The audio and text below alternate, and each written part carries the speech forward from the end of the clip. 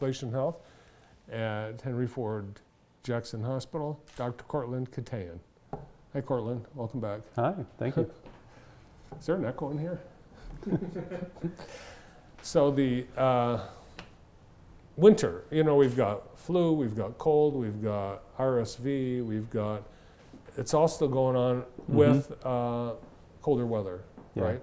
Yep. What is it like this year? Are we seeing, in terms of incidents of flu, for example?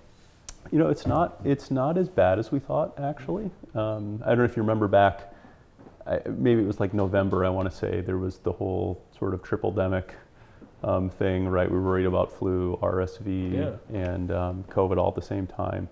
And we've certainly seen increases in those cases, but it's not been, I think, quite the staggering numbers people were expecting. We're at about 25 million cases nationally of influenza. Most of those cases are flu A, which seems to be the one that's more common historically, but a normal flu year will have somewhere between 20 to 40 million cases. And those are sort of estimated. So we're sort of in the middle. The flu season's not over yet. But not, I think, the sort of historic year that was feared. What's interesting is you can actually look at, so the hospitalizations are obviously much more accurate in terms of, instead of cases that are kind of projected, right? So, and also deaths. So kids actually are susceptible to influenza, and there's been about 115 pediatric flu deaths this year.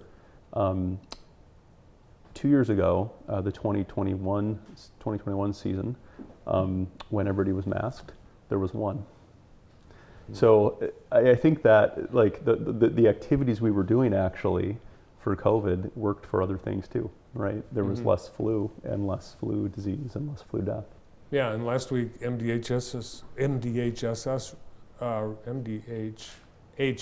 reported the first pediatric flu death in the state of Michigan just last week. Yep. So, it's terrible, but we would be expecting more. Yeah. So in the flu, I mean, the flu vaccine actually was matched this year extremely well. So every year when they do the flu vaccine, you look at sort of the previous season and what's happening in the southern hemisphere where they're in their flu season, right? And then the manufacturers will start to manufacture in the spring and summer for the fall and winter vaccine ramp up. So the matching this year was actually really good. So there was the CDC looks at the data and they calculate like what's the effectiveness in the real world of the vaccine. And so for the flu, for the adult population, that flu vaccine is about 50% effective, which is a pretty high number for flu vaccine in adults. And then in kids, actually, it was like 70%, 71%. That's really good. Under 18, it's exceptional. So it's still, I mean, people can still get it. I mean, so I would encourage folks, especially if they have kids too, but obviously for adults, still worth getting a flu vaccine, even this late in the year. Yeah, it's almost March, but we've got a couple more months of it's still going to be going around for a while, and it's super, super effective. So we've had a couple of years of data gathering on the effectiveness of the COVID vaccines. We've had several different ones. Have we learned anything from the time that we've been? So definitely, and so now we keep getting these new variants, right? So it's what's the variant of the week or the month. So now the majority of the country, it's this XBB variant is the most common. That's about 85 to 90% of the cases across the country are XBB. And these are all the Omicron was the sort of family. So XBB is part of the Omicron family. And every time we get a new variant, the question is, does the vaccine work against, and do the medications we have work against the variant? So we do know that people will remember that we had a treatment called monoclonal antibody. That doesn't work against the XBB variant. And we don't even do it anymore. We don't even do it anymore. Yeah, we won't administer it at the hospital. It doesn't work.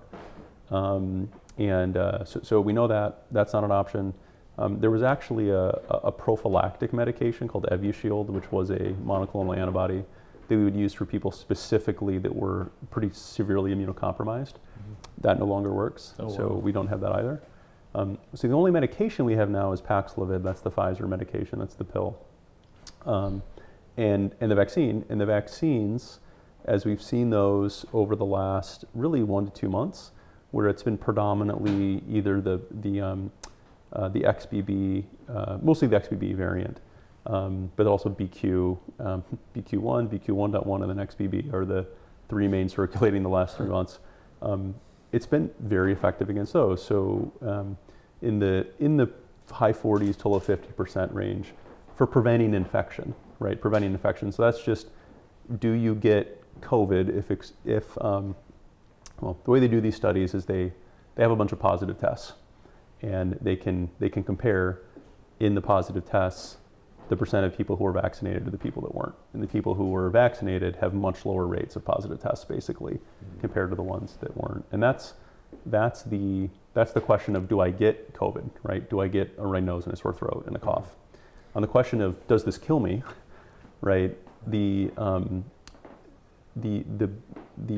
bivalent, the newer vaccines, people that have had those are 14 times less likely to die. Oh my gosh. Than people who weren't vaccinated.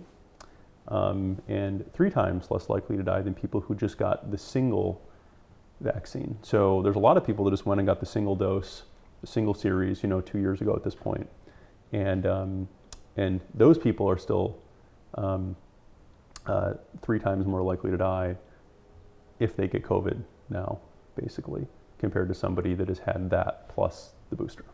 So obviously, you got, based on those stats, nearly 1 in 2 chance of getting infected if you have had the vaccine, but if you do get infected, your chances of surviving it are much better.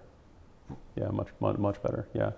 Yeah, I mean, like there's pretty much nobody that I shouldn't say pretty much nobody, but if you look at the distribution of people in the hospital, and we did pretty good. We were down to about 1 person in the hospital for I don't think we ever got to 0. We had 1 for a while, and we're back up to 12 now. Oh no! So it sort of waxes and wanes, but we've been in the 10 to 20 range for many months, and we really dipped down for kind of the month of January, and then we ticked back up again in February. I have a feeling that there are a lot of people that have had COVID that no one else knows. So there's no reporting unless you've gone in for testing. You just tough it out. I think a lot of people are just doing that. Yeah, that's right.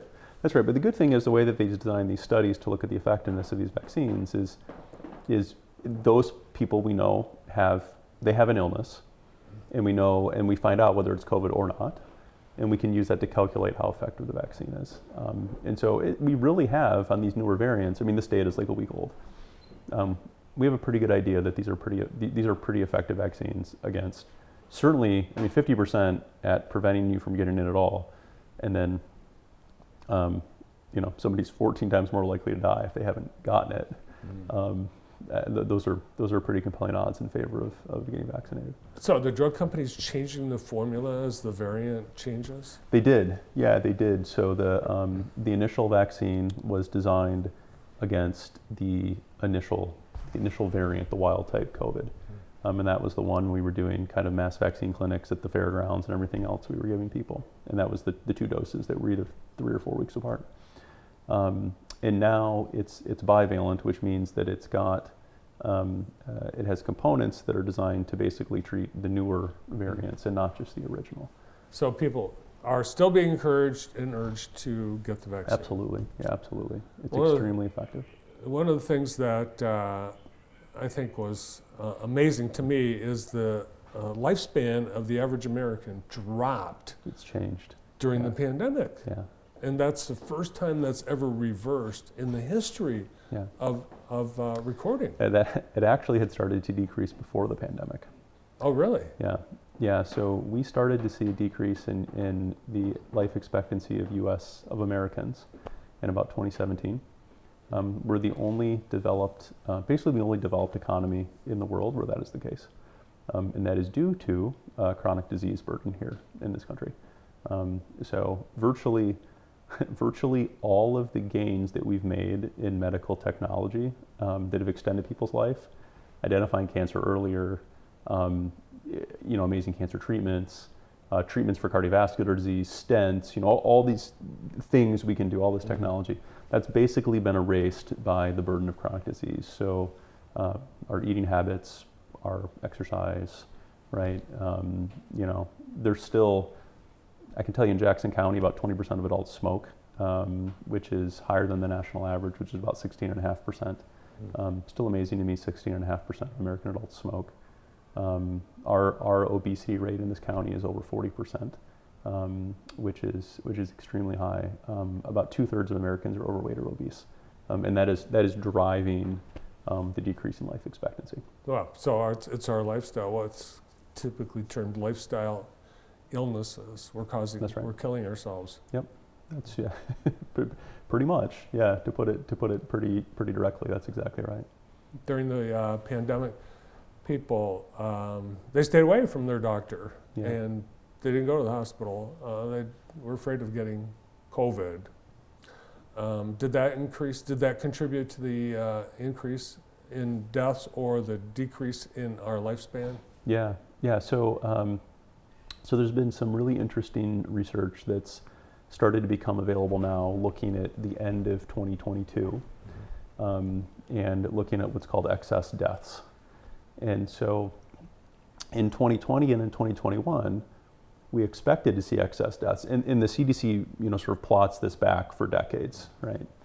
And so we saw that in 2020 and 2021 during COVID, which we sort of would have expected, right? There were people dying during the pandemic. Yeah, right. But it continued in 2022, and so people have really asked that question.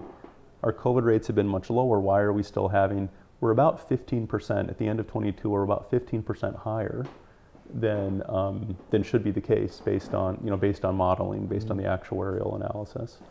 And there's two main drivers, it appears, that are really influencing that. And it's both based on, one is really people probably delaying care. So it is really important. So people that have not been to the doctor, right, maybe for a year or two, or they're scared to go out, or it's kind of fallen off their radar. People need to be getting their preventive screenings done. So women who are over 40 should be starting to have a conversation with their doctor about mammograms for breast cancer, right? Everybody who's over 45 should be starting to have a conversation with their doctor about screening for colon cancer. And everybody who is, all women should really be talking to their doctor about cervical cancer screening. There's a vaccine for cervical cancer, right? So women should be getting that. And then the other big one here in this community is lung cancer. Lung cancer, people who have had a 20-pack year history of smoking and are over 50 years old should actually be getting an annual low-dose CT scan done to screen for lung cancer. And we are nowhere near the number of people who need that to be having that done. And so all of those things, right, lung, breast, cervical, colon, contribute to these increases, we think, in death, because the diseases are being identified later on in the process. So it's really, really important, people that have been putting off cancer screening for a couple of years, to get back in and see their physicians and make sure that they're getting back on track with those preventive screenings. And the patient, I think there's increased responsibility on the patient to say to the doctor, I think I want that extra screen for lung cancer because I smoked when I was younger. I think so. What I would say is, I think that the physicians our quality actually within our network, within this community, is excellent. We have some of the best quality scores as a physician community, really anywhere in the country. We have excellent quality here.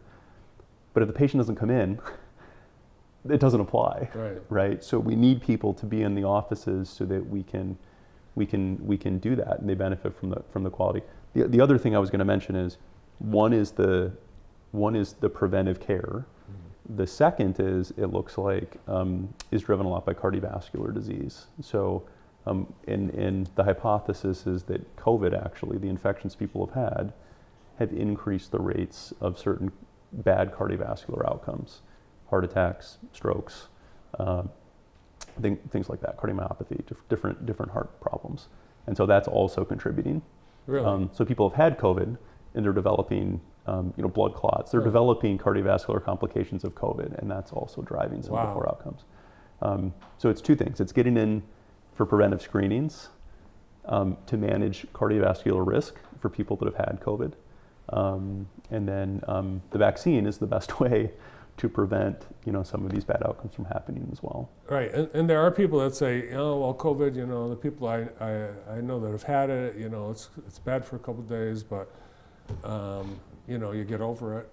But considering our longer term serious health issues, if you've had COVID. As the data has continued to emerge, we find that there's more and more long term. People talk about this idea of long COVID or like a long COVID syndrome.